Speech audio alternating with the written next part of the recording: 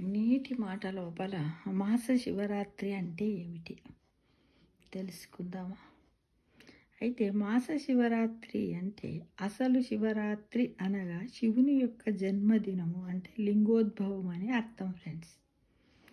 శివుని జన్మదిన తిథిని అనుసరించి ప్రతి నెల జరుపుకునేదే మాస శివరాత్రి.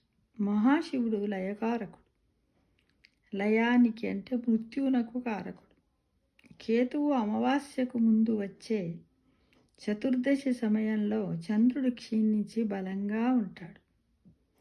చంద్రోమ మనస్సో జాతః అనే సిద్ధాంతం ప్రకారము ఈ చంద్రుడు క్షీణదశలో ఉన్నప్పుడు జీవులపై ఈ కేతు ప్రభావము ఉండటం వలన వారి వారి ఆహారపు అలవాట్లపై ప్రభావం చూపించడం వలన జీర్ణశక్తి మందగిస్తుంది, అంటే తగ్గుతుంది. తద్వారా మనస్సు ప్రభావితం అవుతుంది. మాస శివరాత్రి నాడు శాస్త్రీయంగా ఉపవాసం ఉండి సాధ్యమైనంత మేర ఎక్కువగా నీరు తాగాలి. దగ్గరలోని శివాలయంలో దర్శనం చేయాలి. అవకాశం ఉన్నవారు శక్తి మేర 3, 5, 11, 18, 21, 54, 108 ఇలా ఈ విధంగా ప్రదక్షిణాలు చేయవచ్చు. అదే విధముగా ఆ రోజు ప్రదోష వేళ శివునకు మారేడుల దళములతో లేదా కనీసం గంగాజలముతో అభిషేకాదర్చనలు చేయడం మంచిది. ఇవి ఏవి చేయడానికి అవకాశం లేని వారు, ఆరోగ్యవంతులు, అలాగే గృహంలో అశౌచ దోషము లేనివారు ఈరోజు ఉపవాసం ఉండి 3 పూటల చల్లని నీటితో స్నానం చేయాలి. మంచం మీద కాకుండా నేలపై పడుకోవాలి. మెడలో ఎవరికి నచ్చిన రుద్రాక్షను వారు ధరించాలి.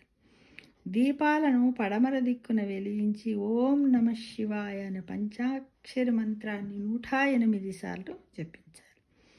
ఇలా చేసిన వారికి పాపాలు పోయి వారికి కైలాస ప్రాప్తి లభిస్తుందని విశ్వసిస్తారు. శివుడికి ఆలయాల్లో పంచామృతాలతో అభిషేకము చేస్తే ఇతి బాధలు తొలగిపోయి దారిద్ర్యము దరిదాపులకు కూడా రాదని చెబుతారు.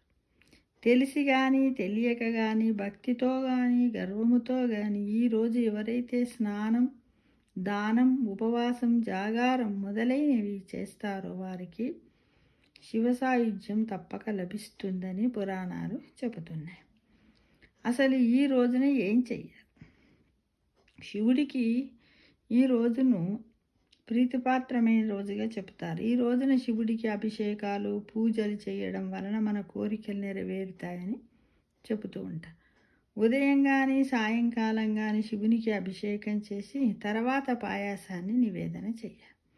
ఉపవాసం ఉండదలచిన వారు ఉదయం నుంచి ఉపవాసం ఉండి శివనామస్మరణ చేస్తూ సాయంకాలం ప్రదోష సమయంలో శివునికి అభిషేకం చెయ్యాలి. విష్ణువుకి అలంకారం అంటే ప్రీతి కాబట్టి శివునికి అభిషేకం అంటే ప్రీతి కావున శివునికి రుద్రంతో కానీ నమక చమకాలతో కానీ ఈ రోజున అభిషేకం చెయ్యాలి.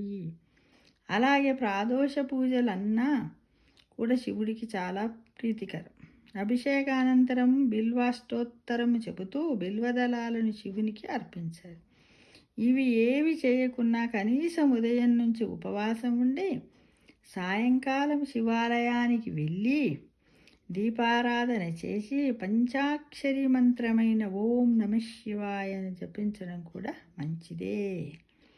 ఎవరి స్తోమతను అనుసరించి వారు పరిహారాలు చేసుకోవాలి. ప్రదోషకాలంలో శివుడు తాండవం చేస్తూ ఉంటారని పురాణ వచనం. ఈ సమయంలో పార్వతీదేవి బంగారు సింహాసనంపై ఆసీనురాలై ఉంటుందట.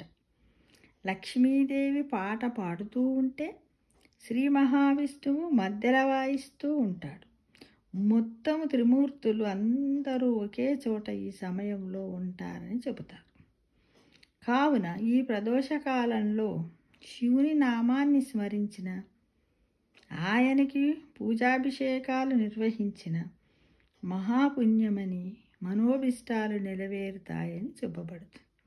అందువలన మాస శివరాత్రి రోజున ఉపవాస జాగరణాలు చెయ్యాలనే నియమాన్ని ప్రదోషకాలములో శివుణ్ణి ఆరాధించాలి.